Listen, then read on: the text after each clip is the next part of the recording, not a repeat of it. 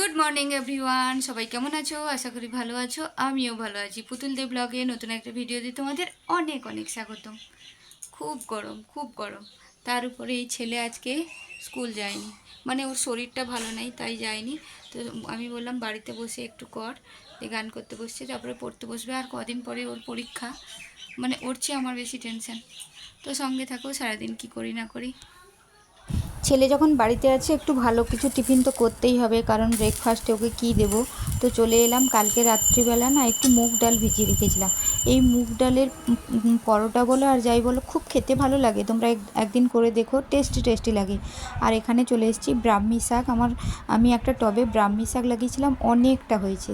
সেগুলো নিয়ে চলে এলাম দুপুরে। এগুলো বেসন দিয়ে বড়া করেছি। আর আজকের পূর্ণিমাটা দেখো, পূর্ণিমার চাঁদটা কী দারুণ লাগছে। মনে হচ্ছে যেন কোনো লাইট, একটা বড় লাইট জ্বলছে। দেখো তোমরা, ভীষণ ভীষণ ভালো লাগছে। এটা দূর থেকে, আর ওটা ঝুম করে নিয়েছিলাম।